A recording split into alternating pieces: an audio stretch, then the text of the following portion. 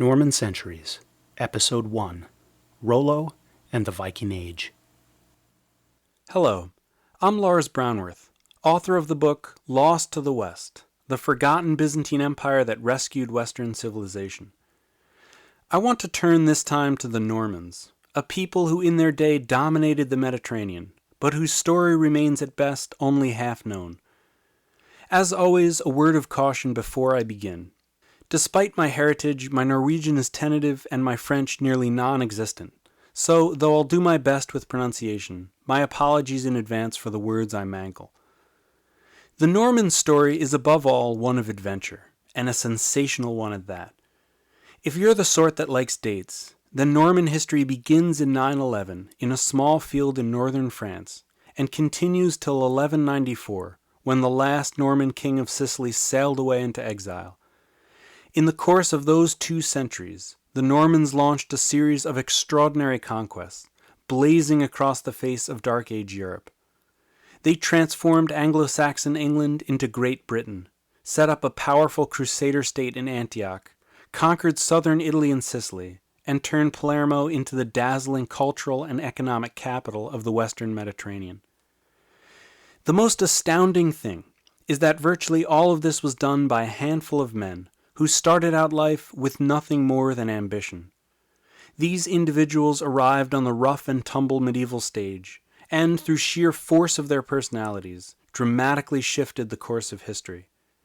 They lived in a world where the old order was passing away, and the clever had seemingly unlimited possibilities. For the bold among them, no ambition was too lofty, and no dream was impossible. They were the great rags-to-riches story of the Middle Ages, and a ferocious example that in the new world of the 10th century you need not accept the limitations you were born into. As one historian has said, between Caesar and Napoleon, Europe would see no greater adventurers. So who were these Normans? Despite their prominence, there's an air of mystery to them. They settled in France and can most famously be seen on the Bayeux Tapestry, but were not strictly French. Their most famous king ruled over England, so they can just as easily be called English, but for that matter, they can also be seen as Norse or even Italian. To add to the confusion, posterity can't even really agree on whether they were heroes or scoundrels. In England, for example, they're remembered both as the founders of the modern state and as the oppressive villains in the story of Robin Hood. Their origins, however, are thankfully not as mysterious. They began as Northmen, that is, men from the north. Vikings from what we today call Scandinavia. The great ancestor of the Normans was a crafty Norwegian named Hrolf, and his story begins with a sudden eruption of Scandinavian raiders into civilized Europe that has become known as the Viking Age. What exactly caused the Vikings to leave their homes and terrorize the rest of Europe is a matter of some debate, but the onslaught officially began in 793. In that year, monks of the English monastery of Lindisfarne reported seeing fiery dragons flashing across the night sky. A few days later, a ship with a dragon-headed prow pulled itself up on the beach and disgorged a band of wild men bearing wicked axes and rune-covered swords. Sparing neither the old nor the infirm, they ravaged the monastery, seizing whatever looked valuable and left the bodies of the monks trampled, as a cleric later wrote, like dung in the streets. It was a story that would be repeated many times in the days to come. For the better part of 2 centuries, European prayer books would contain the plea, "O Lord, spare us from the fury of the Northmen." The Vikings were terrifying for a number of reasons. Unlike the majority of Western Europe, they weren't Christianized. They recognized no church sanctuary and showed no mercy. Worshipping their terrible berserker god Odin, the one-eyed raven deity who inspired divine madness, these hulking warriors seemed to feel no pain, and would attack with teeth and nails when their weapons were gone. Clothed in the skins of wolves or bears, they appeared like something out of a nightmare of the frozen north. Even more frightening was their mobility.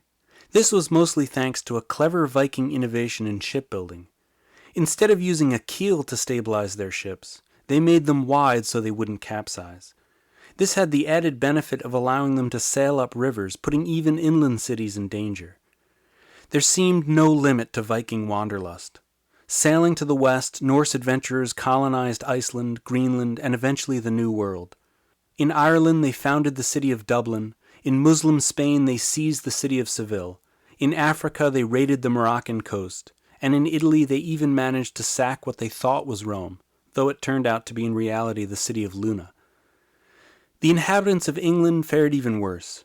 Viking raiders overran York, captured London, and butchered at least 2 English kings as a sacrifice to Odin. Other Vikings sailed east, and found their way to the Black Sea, where they were daring enough to try an attack on mighty Constantinople. Called the Rus by the Byzantines, these Vikings carved out settlements among the Slavic populations, and gave their name to the land of Russia. The bulk of Viking activity, however, took place in what is today northern France. They were, after all, pirates, and there was no more tempting target than the Frankish Empire.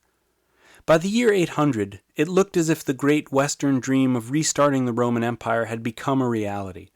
The Frankish king Charlemagne had hammered together the lands of France, Germany, Switzerland, and northern Italy into a single state, and the Pope had crowned him emperor of this new Holy Roman Empire. Trade flourished, learning was revived, and wealth poured into Frankish treasuries.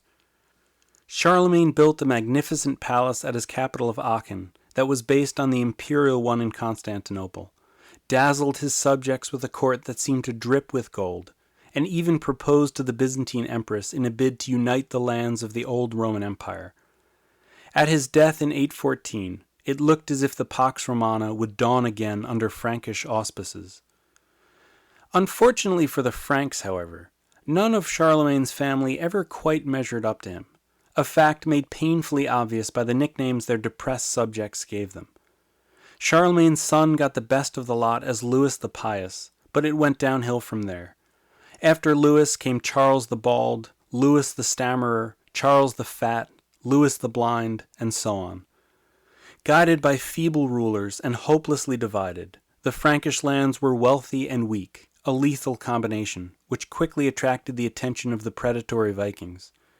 By the end of the century, it had gotten so bad that many coastal towns had to be abandoned, and even Paris had been briefly occupied. The helpless Frankish kings, unable to match the Viking speed, resorted to a disastrous policy of bribing the invaders to leave, but this only bankrupted the treasury and convinced the Vikings that the Franks were weak. In 880, the ultimate humiliation occurred when Charlemagne's old capital of Aachen fell to the invaders, and its citizens were forced to watch as Viking horses were stabled in the magnificent palace chapel. The Frankish king responded to the crisis, as he did to most others, by sending along a massive payment, and the now fabulously wealthy Vikings lumbered off, struggling to carry all their loot. Not for long, however. 5 years later, they were again at Paris, this time with an army 30,000 strong, intending to thoroughly loot the city. It's during this siege that we get our first glimpse at the man whose descendants would dominate both ends of the European continent, and whose distant relative still sits on the English throne. He's known to posterity as Rollo, which is the Latin form of the Norse Rolf. According to legend, he was of such enormous size that the poor Viking horses couldn't accommodate him, and this earned him the nickname Rollo the Walker, since he had to go everywhere on foot. In any case, the siege of Paris was eventually ended when the French king, as usual, caved in and offered a huge bribe, and Rollo wandered off to plunder Burgundy, spending the better part of 2 decades, presumably enjoying the wine. The French king was relieved to have him gone, but in the summer of 911, Rollo returned and made another wild stab at Paris. When this failed, he decided to try his luck with the smaller city of Chartres. The French army dutifully marched out to meet him, and a ferocious battle began. Just when the Vikings were on the point of winning, the gates flew open and the bishop came roaring out, cross in one hand, relic in the other, and the entire population streaming out behind him. The sudden arrival turned the tide, and by nightfall Rollo was trapped on a hill to the north of the city. The tired Franks decided to finish the job the next morning and withdrew, but the crafty Viking was far from beaten. In the middle of the night he sent a few hand-picked men into the middle of the Frankish camp, and had them blast their war horns as if an attack were underway. The Franks woke up in a panic, some scrambling for their swords, some scattering in every direction, and in the confusion the Vikings slipped away. With the dawn, the Frankish courage returned, and they hurried to trap the Vikings before they could board their ships. But once again Rollo was prepared. Slaughtering every cow and horse he could find, the Viking leader built a wall of their corpses. The stench of blood unnerved the horses of the arriving French, and they refused to advance another step. The two sides had reached an effective stalemate, and it was at this point that the French king Charles the Simple made Rollo an astonishing offer. In exchange for a commitment to convert to Christianity and a promise to stop raiding Frankish territory, Charles offered to give Rollo the city of Rouen and its surrounding lands. Though the proposal outraged Frankish opinion, both sides had good reason to support it. The policy of trying to buy off the Vikings had virtually bankrupted the Frankish Empire. More than 120,000 pounds of silver had disappeared into Viking pockets, an amount which was roughly 1/3 of the specie of France. There was simply no more gold or silver to mint coins, and the population was growing increasingly resistant to handing over their valuables to the imperial tax collectors. Even worse for Charles, the Viking raids had seriously undercut his authority. It was impossible for the sluggish royal armies to respond to the Viking hit-and-run tactics, and more of his subjects put their trust in local lords who could offer immediate protection, rather than some distant, unresponsive central government. The authority of the throne had collapsed, and now it was the feudal dukes who held real power.